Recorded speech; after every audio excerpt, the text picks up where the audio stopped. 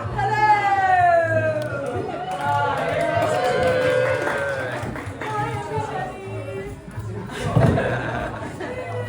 a round of applause for Marina, all right. Hello. This is Present Company Improv. This particular half of the show is called Zara Plus One. I am Zara, and today my plus one is... Levi. Cool. So before we get into it, I just want to make sure everyone knows what they signed up for here. We're going to do something called improv. What is improv, Levi? Well, it's when we don't know what's going to happen in Whoa. this whole show. And do we have like props or anything? Well, in our imaginations, yes. Whoa. Here's a pitcher of water. Thank you. Here's a glass. It's filtered. It's good stuff. You're good at that, I can tell. Do we have any costumes for this show? In our imaginations, we do. That's a really nice fluffy collar you have there. Thank you. It's Shakespearean, Oh, it and I is. love your tutu. Thank you. Cool. So I think everyone understands what improv is at this point, hopefully. Cool. So to get us started, we're going to need a suggestion of a word. Any word. Feel free to shout it out. Yesterday. And farm.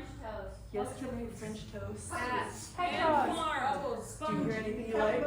And form. Wig. Let's go with, yeah, I like all of it. French toast. French toast. Okay.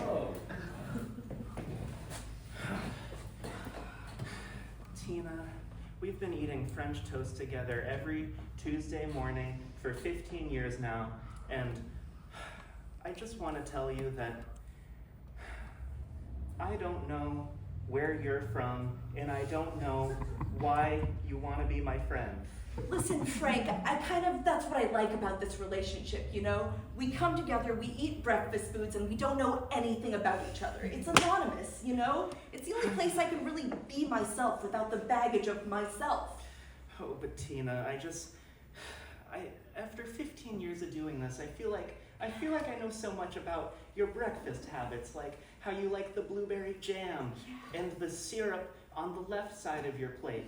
But I don't know anything about, like, are you from Milwaukee? If you were, then maybe we've been from the same place. Listen, I know you're trying to tell me that you're from Milwaukee. I know that was your roundabout way of giving you a detail about your life, and I'm just not comfortable with it, you know? Because if I tell you too much about myself, you might not want to have French toast with me anymore, you know? I might have to have breakfast every day by myself. I don't want to risk it. Tina, there's nothing you could tell me that would make me not want to have French toast with you. Ooh, wanna bet? Tina, the other week, I told you that I had been involved in a prison break. Oh, it was too much. It was too much information. And then I held off from telling you anything else since then. Listen, But I think we can handle it. I think we can do it. Frank, I'm a very private person, and it's not that I wasn't intrigued when you told me about the prison break. It's just that you're gonna want reciprocity, you know? You're gonna be like, I was in a prison break. How about you? Have you ever been to jail? And I'm gonna have to say, why, yes, Frank, I have. Fuck. Well, Tina, it's okay. I mean, where was it? Nope. I'm gonna need more jam for this. Okay. Do you want my jam too? Oh, you don't have to do that. Just because you know I'm a former inmate in Alcatraz doesn't mean you have to give me your jam. Fuck! Alcatraz. It was Alcatraz. It was Alcatraz? I'm older than I look. That one has You've been to Alcatraz too? I've been to Alcatraz too. As an inmate? As an inmate and an intern. Oh no. Oh no. Something's happening. I'm feeling like bonding and it's not right. It's okay. Here, take my jam. And we can bond just a little bit. We can keep everything else anonymous. If I take this jam, what will it mean for us? What is the significance of the jam? Will we be more than just breakfast buddies? I think it'll take us from being breakfast buddies to being, dare I say, friends. I've never had a friend. I've never had one either. Well, I had one in prison, but there was a weird power dynamic. If we were to be friends, would we be equals? And would you promise not to shiv me? Of course, Tina, I would never shiv you. I'll take the jam. Oh.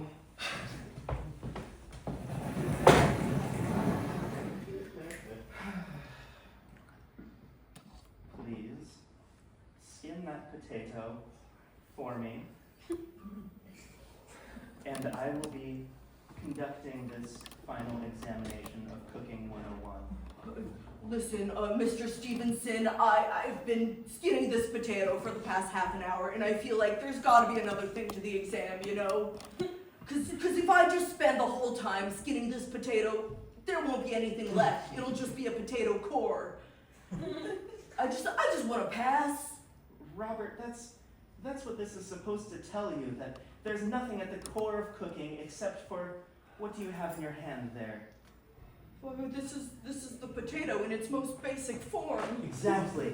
And the potato in its most basic form might be a boring ingredient, but it's what fills people up. It's what nourishes people's souls. That's the most important thing about cooking, and that's what I wanted you to know. Mr. Stevenson, I just needed a side job, you know? I don't need to change people's lives with the potatoes that I skin. I just want to get paid and go home to my wife and, you know, maybe not have to cook potatoes when I get there. We'd probably just get takeout. Robert, that's okay. We can do that. You don't have to cook every day. You don't have to cook for every meal, but you have to love cooking when you do. And Robert, every person who's come through this community college class of mine has had a crazy personal shift happened at the end of the class, and This is normal? this is normal. Okay, well, I mean, listen, can I tell you about my aspirations, Mr. Stevenson? Of course. I just, you know, this cooking job, right, the examination for the cooking class here at CR, it's supposed to lead me to bigger and better things, you know? Because if a person can cook, then that means they're autonomous and they can take care of themselves. And I've been trying to move out of my parents' place for a long time, and the wife's sick of living with my mom, and I feel like this would be a big step for me. So if you could just make sure that I pass, I would be really grateful. Well, I'm happy to pass you, but you have to pass my question first. More than beyond potato skinning? What is it in your hand right there? Really, not physically, but metaphysically. What are you feeling about what's in your hand right there? I need to know. Metaphysically, okay, well, let me talk my way through this. Okay, so You got it. physically it's a potato, but wait, I'm getting to it. Physically it's a potato, and I've removed the outer layer, the skin, so the inside is what remains, which means that what's inside matters, and this is my subconscious. This potato represents all of my aspirations and everything that I could possibly do with my miserable, worthless life. You're completely right. Oh my God, you passed the test. I don't know if it was worth it, man. I feel like shit. I'm sorry. I should be happy. Is that the diploma? This is the diploma. Please, I know my class makes you feel like shit at first, but please just sleep on it and eat on it. You're going to feel immensely fulfilled. Can I keep this potato as a symbol of my triumph? Of course. Thank you.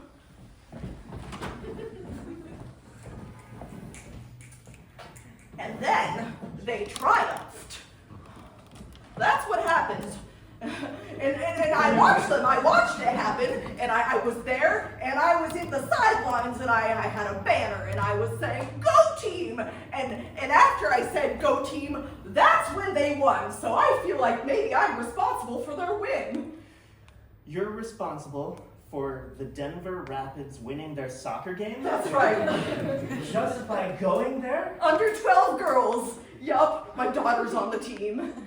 Yeah. And I came to you because I thought that maybe, you know, as an alchemist and a magician, you would be able to listen to my experience and tell me whether I have any psychic powers. Well, I may be able to, but I need to hear a little bit more about your experience. Okay. Well, it was a nice day, 65 degrees, and I think better when I go back and forth. Ah, yes. The girls were playing, right, against the Cloverfield She-Devils. Of course, and your daughter, was it? Yeah. In the game? Peggy, yeah, she was right center field. So you saw her on the right center field, soccer position. That's correct, and I was sitting in the second row of the stands, and I was saying, "Go, Penny! You got this!" And I was saying that out loud, but also in my mind, and I feel like maybe, the sound waves infiltrated. Do you know what I mean? I know exactly what you mean, but listen. Shower me with your expertise. To know if that really happened, I must know what your brain waves were doing when you were throwing them with your words and your spirit out onto the field. Sure. Well, listen. Yeah, go ahead. To get that, Yeah. I'm going to need you to answer this 5-question test. Oh God, I wasn't prepared for this. I thought there would be crystals and candles and incense. And I thought maybe there'd be a little bronze statue of Buddha with one of those Tibetan singing bowls. Can we do that instead? We can, yes, but After the test? after the test. Well, sure. I just want to be special, man. I just want to have powers. I want my daughter to be proud. And I think you can. This is a good outcome that you're talking about. The kids won their soccer game. Oh yeah, 5-2. Good. That's very good, actually. Those she-devils had no chance. Well, listen.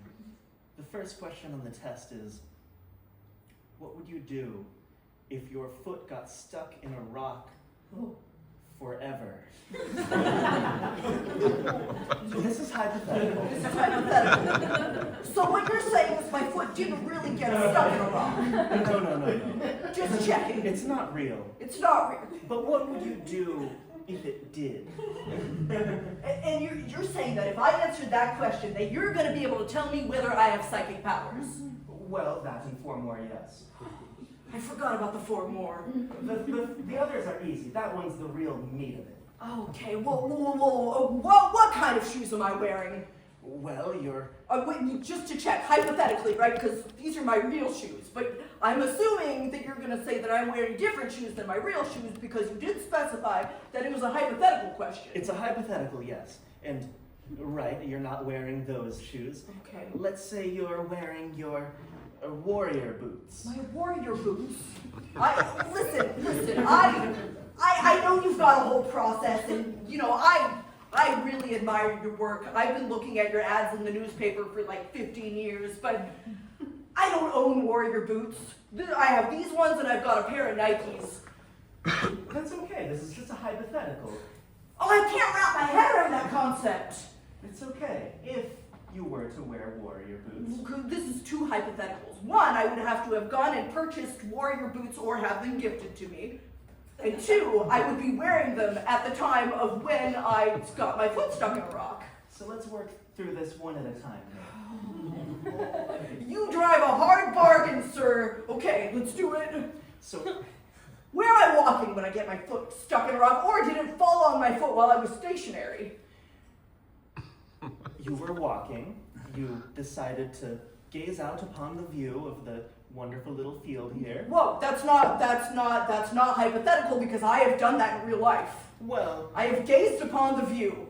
that's good. And It's what I was doing before the game started. And then the girls arrived on the field and I was looking at the game. well, that's good. That's really good. That means that your brain waves are good.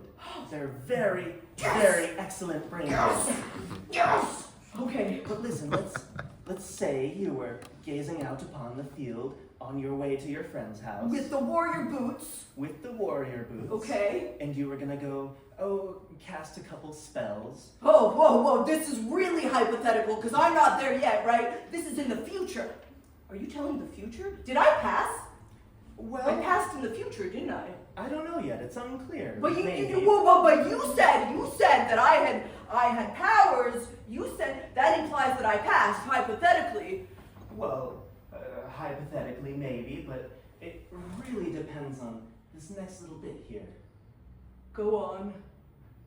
Okay. If you accidentally cast the spell of sticky boots, stepped up with one leg upon this rock, lost your wand, Like you're doing. exactly. Is this a clue? Maybe. Go on. Where would you look for the wand first? Where would I look for the wand first? It's not his back pocket. Damn it! I thought it was a trick question. I thought you were doing the thing that you were talking about and it was going to be in your pocket. And I would have said, it would have been in my pocket, but it's not in your pocket, so I can't say that because it would be wrong. Well, hypothetically, that's a great intuition. And your brainwaves are very, very good. Should I say that? Is that the answer? Is that my final answer? Should I say it? You should say whatever your heart desires, but listen. I highly, highly encourage you to say the location of the wand is, and complete the sentence. Oh, I thought you were going to give me a clue. This is so unfair. Listen, before you say it, I want to tell you something. Oh, please, anything. I've never had anybody come here before who's foretold the outcome of a soccer game. You're special. Oh. I just know it, and the way your brainwaves were moving across the field, I mean... Does it matter that I foretold it after it happened? No, not at all. I'm magic! You're magic. You're magic! And I'm magic, yes. But only when I have my wand. Did you lose it? I lost Is it. this what this was all about? Hypothetically, maybe. Just wanted me to help you find your wand? It's not just that. It might be the start of a long friendship, or maybe we'll just be work colleagues. I don't know. I can't wait!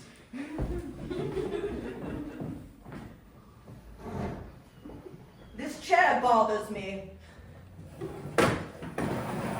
It is the most luxurious chair in our house, Patricia. It sat here for longer than this house has even been built. Well, Patrick, it bothers me. And when a chair bothers me, I move it. Damned if it's been here all the time. But Patricia, it has a certificate of authenticity, of historical value. Well, that may be true, but now it has a certificate of authenticity over here. Patricia, to tell you the truth, I really don't care if you move the chair here or there, or maybe over there. I feel that the chair represents us, aging. The other day I got my certificate of historical value in the mail, and Historical value. You mean to tell me, Patrick, my dear husband of 49 years, that you have historical value? Patricia, yes, Where's my certificate? Patricia, Patrick, this isn't fair. I should have a certificate too. Patricia, I don't know that you want a certificate. I mean, ever since I got it, I've been in anguish, and I don't know what the hell to do about it. Well, this is sexism is what it is. You are a man and you've got a certificate of authenticity and I don't because I'm merely your wife. But Patricia, you're my wife, yes, and we're very, very close to the same age, yes. 6 months. 6 months, yes. I'm older. And Patricia, Yes, Patrick. I registered my name in the catalog of historical things. Wait, before you obtained the certificate. Before I obtained the certificate, And you yes. didn't tell me I could have registered my name in the historical catalog, and I didn't. Nobody told me. Nobody told me. Well, I didn't think to tell you. You've never shown much interest in old things. I mean, you move the chair once a week, and... Well, it couldn't be here anymore. It would have been absurd. Right in the parlor, next to the petunias and the vase. Oh, well, that chair loves the petunias in the vase, but... Patricia... Patrick, I simply want to have value. Whether it's historically authentic or otherwise. You do have value, Patricia. I don't know that you have any documentation that shows it. I thought you were going to say authenticity value or historical value, but what you said was far less. Sorry, I'm so sorry. Patrick. Well, you do have historical value, and you are very authentic. I mean, look at how you just told me your true feelings about the chair. I'd been working up to that for a long time, Patrick. Patricia, It had been months. months since I'd wanted to move to chair. I know you're a creature of habit and you like things to be exactly the way you want them, but I had to tell you that chair could not be in the center of the room anymore. Patricia, What, Patrick? I may be able to get used to that, yes. To the chair? To the chair, to the change. But Patricia, Yes. I don't know if I can handle it if you have your own certificate. Patrick! There's a reason why I didn't tell you, and I made the whole thing up earlier about you not wanting it. I'm going to sit in the chair. This is the kind of situation this calls for. Fine. Patrick, I thought we had an equal partnership. I thought that if you were going to apply for a certificate of authenticity, then you would tell your wife and allow me to also apply for such a certificate. And we do have an equal partnership, Patricia. Sometimes I feel like you're a little more equal than me. More equal than you? A little bit more, yes. How are we to know, though? I don't have a certificate proving it. Well, when I got my certificate, I thought, does this even us out? Are we equal again? And Are we? in my mind, I thought yes, because I had the certificate and you didn't have the certificate. But Patricia, Patrick, do you want a certificate? I do, but now I feel I would simply be the second person in the household obtaining a certificate, and it wouldn't mean the same thing. Patrick, sit in the chair. Patricia, You can't know how I feel. You cannot see the angle through which I view the world unless you sit in the chair in this new position where I have sat it. if I sit in that chair in the new position where you've sat it, and I look out upon the world as you with your eyes look out upon the world, would we be the exact same amount of equal regardless of the certificate? Perhaps, if you allow me to sign my name in ink next to your name on the certificate, then perhaps we can truly be equals and both have authenticity. Patricia, Yes, Patrick. I would like that. I would like for you to sign your name on the certificate, but But what, Patrick? what if when I sit in this chair, You change your mind. I change my mind? You can't sit in that chair, Patrick. Don't do it. I regret having told you to do it. What if your eyes change my viewpoint? I don't know. There's only one solution, Patrick. We must get rid of the chair. It's causing strife in our marriage. If we get rid of the chair, And burn the certificate. we're both equals. Yes, that's what we must do. Let us start a bonfire. Let's burn the whole house. The certificate, the chair, the jar of peonies. I think I said everything in the house. Let's do it. Yes, I would love that.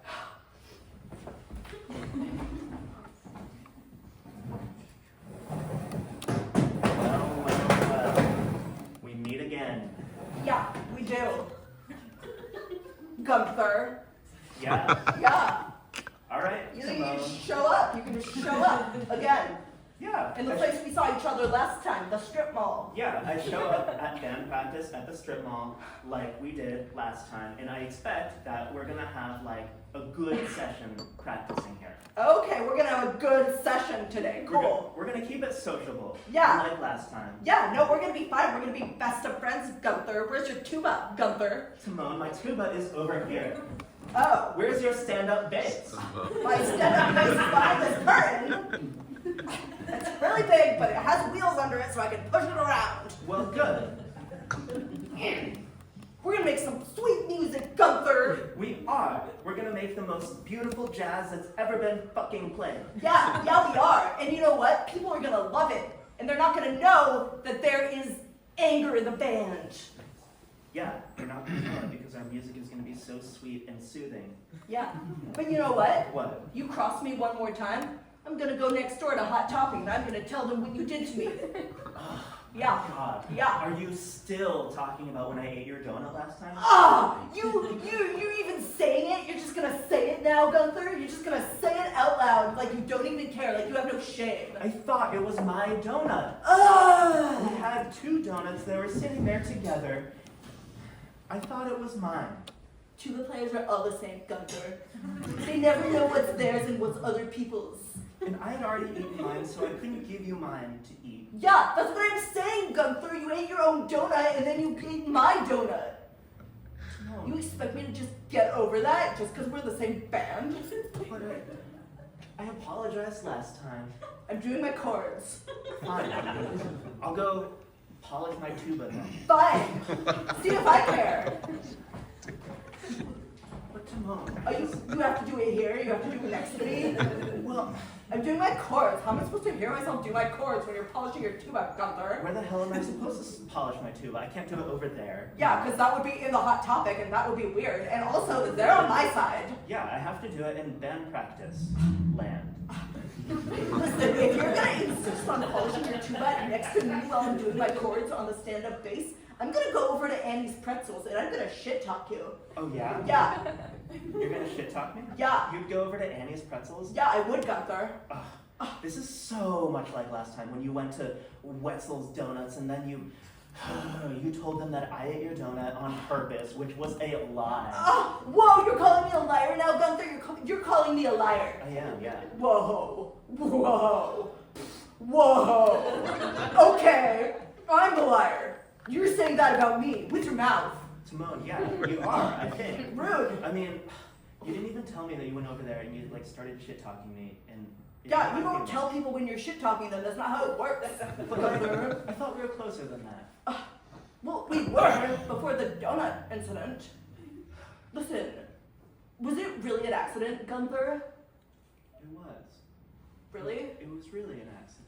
Really? I didn't mean to. I swear, I'm sorry. Really? Yeah. But like really? But like really. Like really. Okay. You can polish your tuba near me, but don't try anything, all right? And if I get any snacks from Annie's Pretzels over there, you just don't take anything. You know, if I offer, that's fine. You just like wait for me to offer. Don't just take it, you know? Otherwise, you know what I said about the Hot Topic people. I'm gonna tell them. Thanks, Timon. If you're gonna get banned from this strip, I shouldn't be doing any threats. I'm sorry. I missed you. I missed you too.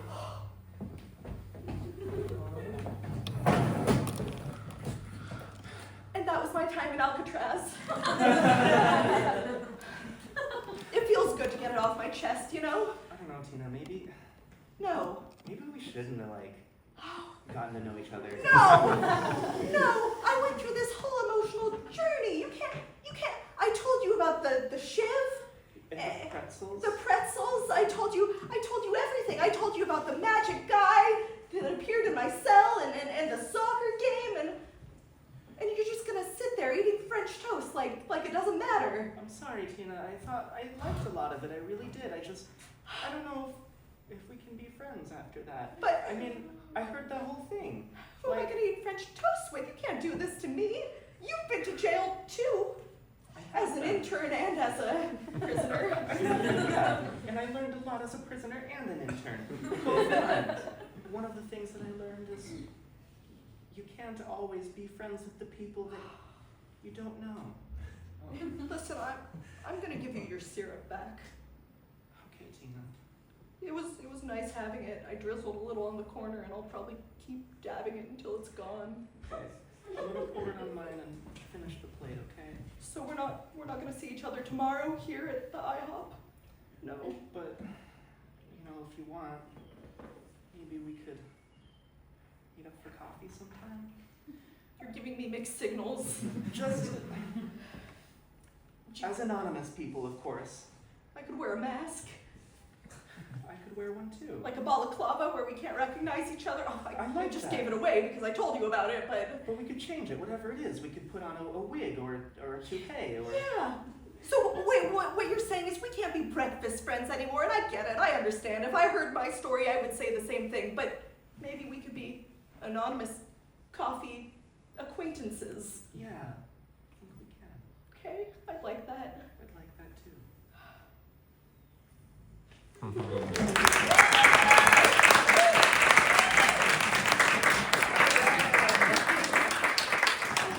Awesome. Cool.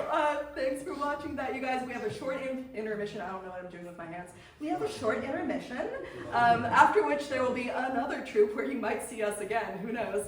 That is the Real Sister Wives of Humboldt coming up next. And then after that, if you want to stick around and play yourself, we have a jam. So no pressure, you don't have to, but that's what's coming up. So feel free to have a drink, go to the bathroom, and we will be back.